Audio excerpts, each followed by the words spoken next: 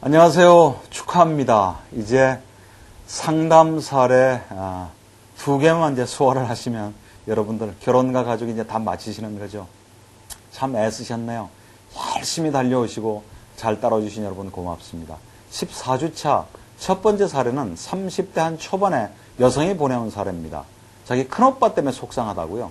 시골에 부모님이 사시는데 큰오빠 무슨 일 때문에 직장을 그만두려고 하는지 사업 자금 담보로 부모님이 사는 집 좀 잡혀달라고, 그가 안 잡혀준다고 막 그냥 속을 썩이는 오빠 때문에 너무 속상하다고. 근데 이 부모님은, 어머님은 특히 어떤 생각을 갖고 있냐면 3남매를 대학교도 못 보내고 고등학교밖에 못 보냈던 게 늘 죄책감이 있는 거죠. 도대체 이런 오빠 어떻게 했으면 좋겠어요 하고 사연을 보내주셨는데요. 여러분들이 만약 그죠 부모님이라면 어떻게 하시겠어요? 여러분의 노후를 생각해 보면서 이 문제 해결책을 함께 찾아보셨으면 좋겠습니다. 함께 좀 보시죠. 사업 자금이 필요하다며 시골 부모님이 사는 집을 담보로 잡아달라고 엄마를 달달 볶는 큰오빠 때문에 바람잘 날이 없습니다. 많은 월급은 아니지만 지금 직장을 계속 다니면 먹고 사는 문제는 없는데 왜 그러는지. 엄마는 3남매를 대학교에 못 보내고 고등학교밖에 못 마치게 한 것이 평생 죄가 된다며 아버지와 매일 싸웁니다.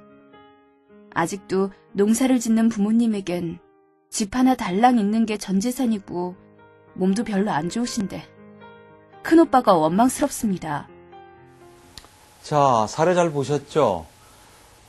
저도 이제 두 아이의 부모가 되다 보니까 부모님 심정이 이해는 돼요. 참 저희 어머님 세대만 해도 자식들에서 다 주셨죠. 진짜. 예.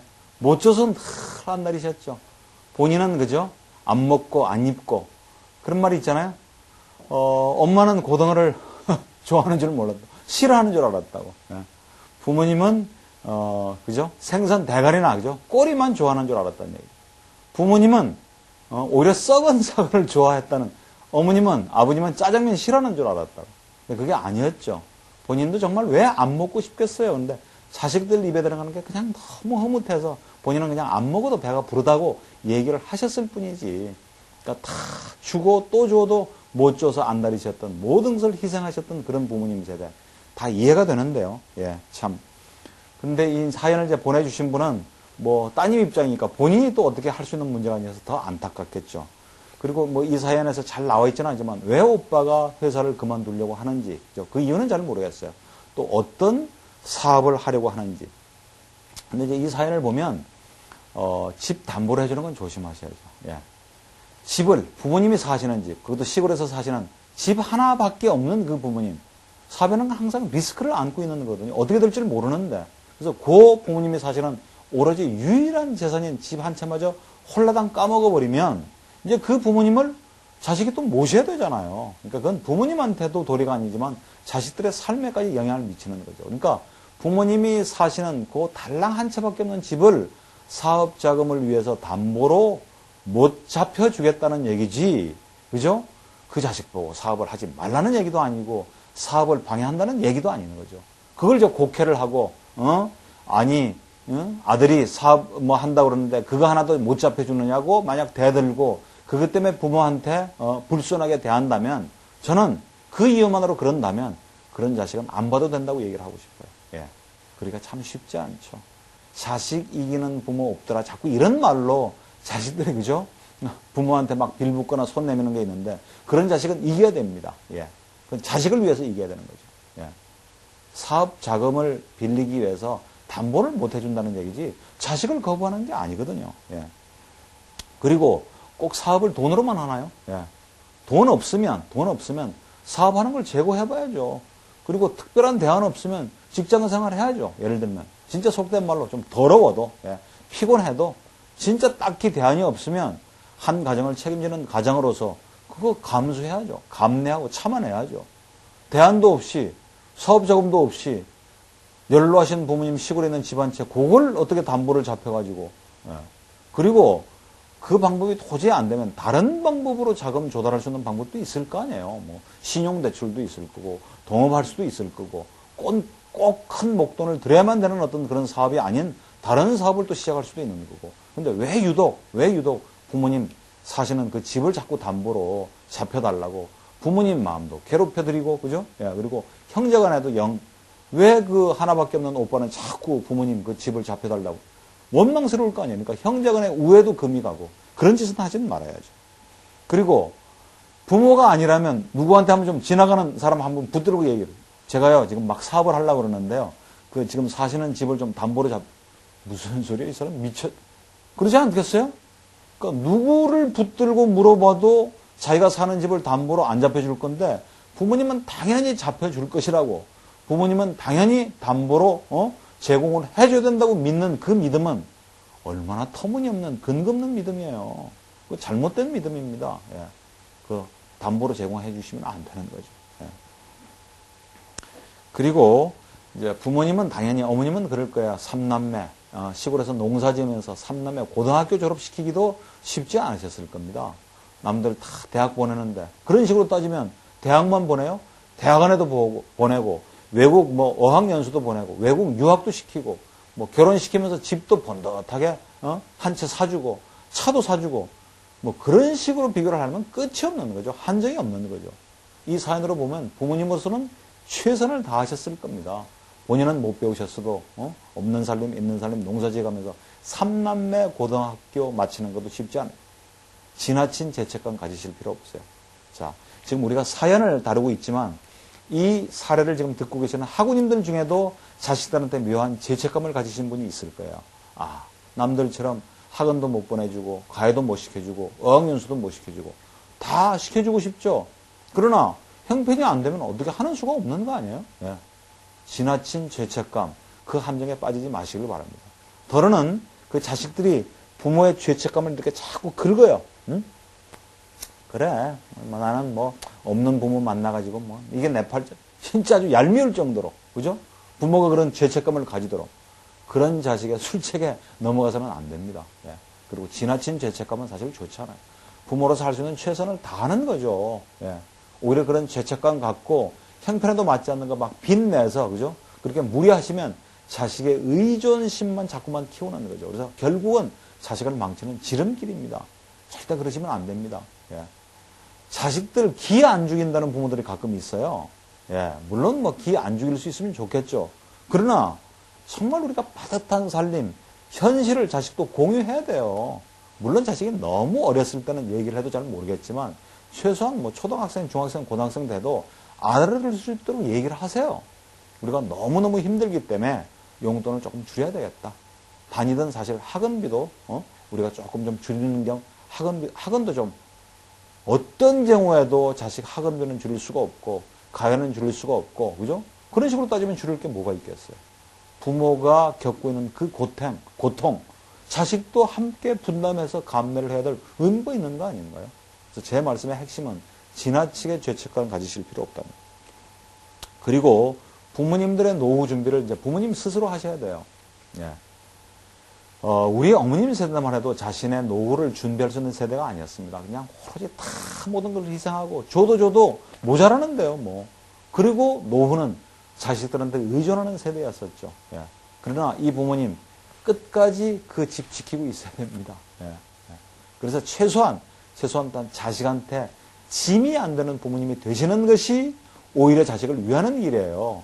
자식 위한다고 사업자금 보태준다고 담보로 제공해줬다가 그 집마저 홀랑 날려버리면, 그죠? 그 막 낙심해서 화병 생기고 이래가지고, 그럼 어떻게 하실 거예요? 사실 그런 의미로 보면, 그죠? 어떤 길이 더 현명한 건가 잘 좀 판단하시길 바랍니다. 예. 그리고 아직도 농사를 지으신다니까 얼마나 다행이세요. 농사를 지으실 만큼 건강하신 거니까, 농사를 지으실 만큼 건강하신 거니까. 그리고 뭔가 역할이 있는 거 아니에요. 그 뭐 나이 드신 분들이 농사 지어서 얼마나 뭐 큰 돈 또 벌 수 있겠어요. 그러나 하루 종일 아무것도 하는 일 없이, 그죠? 소일하는 어떤 그런 도해지의 노인들에 비해서 뭔가 자기 몸을 움직이면 그래도 내 입 먹을 것은 수확을 할 수 있으니까. 그리고 가끔 덜어는 자식한테 보내주기도 하고. 그게 큰 보람이거든요. 뿌듯한 어떤 성취감이기도 하고.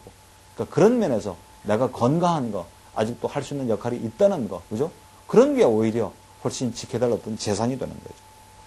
그리고요, 물론 뭐 어떤 경우 집만 한 채 있을 뿐이지 뭐 한 달 들어가는 빠듯한 생활비도 이제 농사도 못 짓고 또 예를 들어서 너무 연로하셔서 가끔 병원에도 가야 되고 뭐 또 수술도 해야 되면 자식들한테 자식들이 주는 용돈만 가지고 버텼는데 간간히 쓰는 그 용돈비까지는 괜찮았지만 자식이 주는 어떤 용돈만 가지고 갑자기 드는 목돈까지는 감당할 수 없잖아요. 그럴 때는 그냥 집 하나 막 부둥켜 지고 오로지 그냥 막 안 쓰고 안 입고 하시지 말고 요즘에 영모기지라는 것도 있고요. 자기가 사는 집을 담보로 해가지고 일정 금액을 매달 생활비조로 받는 어떤 그런 제도가 있습니다. 그냥 안 쓰고 안 먹고 그러지는 마시고 뭐 집이 얼마나 나가는지 그죠? 그건 모르지만 그런 제도도 이용해 보시는 게 좋겠고요. 그 대신 이제 조건이 있죠. 이제 들어가 보시면 부모님 양친 모든 부모님이 만 60세 이상이어야 되고 그죠? 1가구 1주택이어야 되고 그런 어떤 요건이 있는 거지만 그죠? 집 한 칸 무조건 막 안 쓰고 그러지 말고 그죠? 예. 그런 제도도 한번 좀 잘 알아보셔서 적극적으로 활용을 하시길 바랍니다. 그래서 아무튼 뭐 집을 담보로 제공해 준다든지 뭐 돈을 빌려 준다든지 보증을 쓰든지 그런 것들은 가능한 안 하시도록요. 그래서 길게 내다보고 자식이 부모님이 먼저 세상을 떠나셔도 자기 힘으로 꿋꿋하게 살아갈 수 있는 어떤 그런 자립심, 독립심 그걸 길러주는 것이 훨씬 중요하다는 사실을 잊지 마시길 바랍니다. 자, 이 사례를 통해서 우리 아이들을 어떻게 키울 건가 하는 지혜를 우리 학우님들이 발견하실 수 있으면 좋겠네요. 예, 두 번째 사례입니다. 두 번째 사례는 60세 되신 남성분이 사연을 보내주셨네요. 예전에는 주로 상담실 문을 여자분들이 대부분 노크를 하셨어요. 최근에는 남성분들이 꾸준히 좀 상담 신청이 늘어서 그건 뭐 좀 나쁘지 않다고 봅니다. 예전 같으면 그게 가면 그 사람들이 뭘 알아 왜 그딴 문제를 그 사람들한테 얘기해 창피하게 아니면 다 사는 게 그렇지 뭘 또 그런 걸 또 상담실을 찾고 그래 돈 들이고 시간 들이고 이런 생각을 가지고 있었는데 이제는 이제 우리 힘만으로 내 힘만으로 안 되는 것은 전문가의 도움을 받아야 된다는 쪽으로 인식이 바뀌고 있어서 그건 상당히 긍정적인 것 같습니다. 사연의 내용은 9년 정도 치매에 걸리신 부모님을 모시고 있는 거예요. 근데 아내도 이제 이분이 60세니까 아내 되신 분은 한 50대 후반 되겠죠. 이제는 도저히 힘들어서 못 하겠다. 근데 동생들한테 요양시설에 혹시 어머님을 모시는 거 얘기했더니 펄쩍 뛴다는 얘기예요. 도와주지도 않고 그러니 이러지도 못하고 저러지도 못하고 나도 이제는 부모님을 요양시설에 모셔야 되는 거 아닌가 하는 생각이 좀 들긴 한데 왠지 치매에 걸리신 부모님을 버리는 아주 불효막심한 일 같아서 이러지도 못하고 저러지도 못하는 어떤 그런 상황인데요. 만약 여러분들이 이런 상황이라면 어떻게 하실 건지 같이 좀 한번 좀 고민을 한번 해보시겠습니까? 자, 함께 좀 보시죠. 치매에 걸리신 어머님 때문에 이러지도 못하고 저러지도 못하고 난감합니다. 시어머니 대소변 수발까지 9년을 보살펴온 아내도 곧 할머니가 되는데 이제 더 이상 이렇게는 못 살겠다는군요. 특별히 장남이라고 혜택 받은 것도 없는데 왜 우리만 치매에 걸린 어머니를 모셔야 하느냐고. 이제는 요양시설에 모시자는데 동생들은 어떻게 그럴 수 있느냐며 펄펄 뜁니다. 생활이 엉망이 되어 저 역시 너무 힘들지만 차마 어머니를 요양시설에 모실 수가 없네요. 우리 오남매를 혼자서 어떻게 키웠는데 그런 어머니를 버릴 수가 있겠습니까? 자, 여러분 사례 잘 보셨죠? 치매에 걸리신 부모님을 지금 한 9년째 모시고 있다니까 참 남의 일 같지가 않네요. 제 주변 아는 분 중에도 어머님을 10수년 동안 그죠? 모시는 어떤 그런 아주 지극한 효자 제가 많이 보죠. 얼마 전에 이제 물론 돌아가셔서. 근데 그 모시는 그 며느리의 일상은 참 눈물겹더라고요. 그래서 이게 치매라는 이 문제를 그냥 효도라는 이름으로 그 가족한테 자식한테만 맡겨버리면 그 가족이 또 준 환자입니다. 준 환자. 그래서 이건 정말 국가적인 차원에서 지원을 해주고 도와주지를 않게 되면 참 방법이 없구나. 아직 제가 그렇게 나이가 많은 건 아니지만 가끔 재차하고 이제 얘기를 하죠. 우리는 서로 치매에 걸리면 끌어안고 싸안고 막 너무 고생하지 말고 시설에 좀 보내자고 서로 오히려 집사람하고 저는 그렇게 약속을 했는데요. 물론 그런 시설에 모실 만큼의 경제적 여유도 못 되는 그런 계층은 참 고민스럽죠. 그래서 나이가 이제 점점 들어가면 치매 걸릴 확률이 높아집니다. 옛날에는 노망 그래서 그게 하나의 노화되어지는 어떤 노화의 과정이라고 봤는데 요즘은 이제 질병으로 이제 밝혀졌죠. 그 원인이 너무나 다양해서 그죠? 원인이 뭔지 정확하게 규명은 안 돼 있지만 나이가 들수록 치매에 걸릴 확률은 높아지고 여성 노인들이 남성 노인에 비해서 조금 좀 더 치매에 걸릴 확률이 좀 더 높다고 얘기를 하죠. 치매하고 이제 건망증을 처음에는 조금씩 좀 혼돈을 해서 겁을 내기도 하고 걱정을 하는데 제 경험담을 좀 얘기를 해드릴까요? 한때 그랬던 적이 있습니다.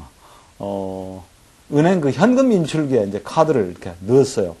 근데 좀 있다 보니까 카드가 안 보이는 겁니다. 그래서 카드를 내가 분명히 어디 지갑을 막 꺼내놓고 보니까 현금 인출기에 넣어놓고 카드를 어디 있는지 찾는 거예요. 예를 들면. 아마 가끔 여러분 그런 경우까지는 아니세요? 예를 들면 샤워를 하고 머리에 샴푸를 하고 근데 좀 전에 내가 머리 샴푸를 했는지 안 했는지 그냥 한 번 더 감으면 관계없죠. 근데 약을 먹었는데 좀 전에 내가 약을 먹었는지 안 먹었는지를 몰라서 약을 한 번 더 먹고 제가 고생을 한 뒤로는 약은 절대 먹었는지 안 먹었는지 잘 확신이 안 쓸 때는 안 먹습니다. 뭐. 그런 크고 작은 실수에서부터 치매하고 이제 물론 건망증은 조금 좀 차이가 나죠. 뭐 가끔 아주 간단한 어떤 그저 테스트로 치매 초기 증상인지 아닌지를 뭐 테스트하는 것도 있지만 치매는 진짜 누구나가 다 걱정하고 그죠? 걸리고 싶지 않은 어떤 그런 경우인데 참 이런 부모님을 9년째 모시고 있다면 참 쉽지가 않겠네요.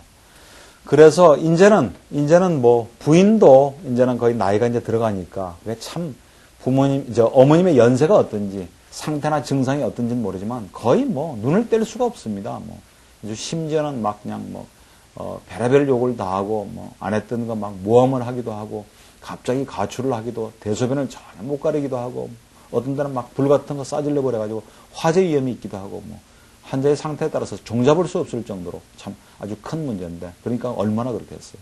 그런데 동생들은 뭐 어머님 요양시설 모신다고 그랬더니 펄펄 뛰고 그죠? 그러니까 언제 한번 기회가 되면 가족회의를 한번 해보시길 바랍니다. 예, 가족회의를 한번 해보셔서 도저히 이제는 안 되겠다. 무조건 요양시설에 모시는 건 말이 안 된다고 펄펄 뛰기만 하지 말고 이제는 좀 분담했으면 좋겠다. 그걸 이제는 형님이 좀 강력하게 표현을 하실 필요가 있죠. 그래도 어떻게 뭐 그냥 모셨던 장남이 모시지 그걸 뭐 또 동생한테 속 좁게.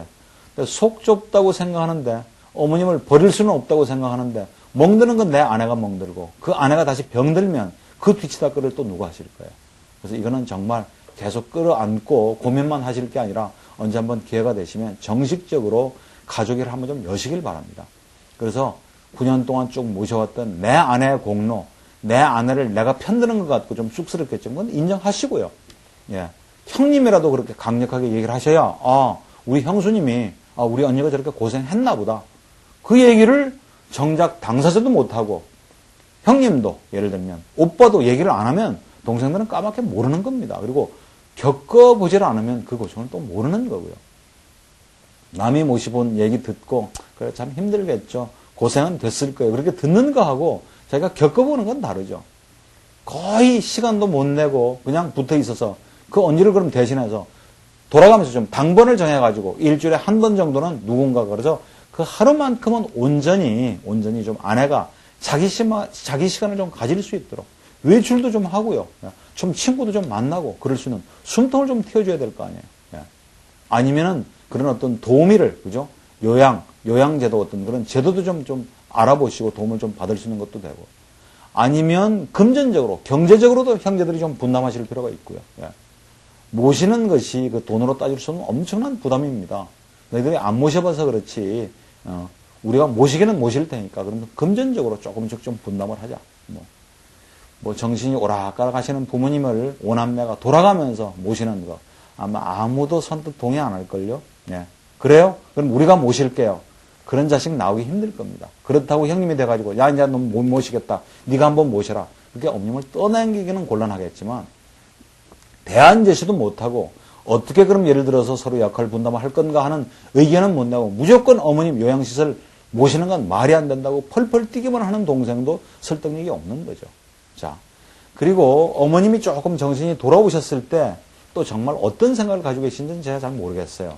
물론 정신이 맑았을 때, 건강하셨을 때 이런 경우 닥치면 어떻게 하는 게 좋을까요? 여쭤보지 않았다면 지금 어머님의 속 마음을 정확하게 읽어내기는 좀 곤란하지만 그래서 이제 지금 이 사례를 보고 계시는 여러 학우님들은 부모님이 만약 건강하실 때는 관계없어요. 잘 모시고 잘 지냈는데 막상 그렇게 치매에 걸리시거나 아주 긴 병에 효자 없다고 중환자실에 누워 계시거나 뭐 예를 들어서 거의 대소변을 받아내려는 정도가 되면 참 그 견디기 힘듭니다. 그러니까 부모님이 그런 경우가 닥치면 어떻게 할 건지를 좀 미리미리 상의하는 것도 나쁘지 않아요. 아니면 뭐 어머님이 뭐 꼭 그렇게 되기를 그러면 바라는 거야. 말이 씨가 된다고. 그건 말이 씨가 되는 게 아니라 그런 가능성이 있는 경우는 좀 진지하게 현실적으로 대화를 나누실 필요가 있죠. 더러는 저처럼 뭐 꼭 제가 잘한다는 게 아니라 내가 만약 그런 경우가 닥친다면 어떻게 할 건지를 미리 자식한테 좀 언지를 두는 것도 나쁘지가 않고요. 그건 행복한 노년기를 보내기 위해서 필요한 겁니다. 꼭 치매에 걸리는 경우만이 아니라 예를 들면 뭐 내가 먼저 세상을 떠났을 때 어떻게 할 건지 유언장을 남기는 것도 방법이고요. 그죠? 내가 죽었을 때 난 화장하기를 바란다. 뭐 그런 것도 좀 밝히는 게 좋겠죠. 내가 정말 아끼고 아끼던 애장품, 내 소지품 누가 가져가기를 바란다. 뭐 그런 거. 좀 미리 언지를 주는 것도 좋지 않겠어요? 그래서 덧붙여서 드리고 싶은 말씀은 어머님을 요양시설에 모시는 것이 반드시 어머님을 버리는 게 아닙니다. 예, 버리는 게 아니에요. 부모님을 모시기 위해서 필요한 에너지가 있겠죠. 자원이 있겠죠. 너무너무 힘들게 막, 이제는 정말 포기하고 싶다. 이제 막 진이 다 빠진다. 그러면 그 역할을 누가 감당을 해줄 거예요? 그러니까 내가 동원할 수 있는 에너지 자원을 길게 배분을 하셔야죠. 그래서 오히려 경제적인 여유가 좀 되신다거나 형제들끼리 요양시설에 모실 만큼의 경제적인 그 부담을 분담할 수 있다면 모시고 좀 더 찾아뵙는 것이 오히려 어머님한테 좀 더 전문적인 의료 서비스를 받을 수도 있고요.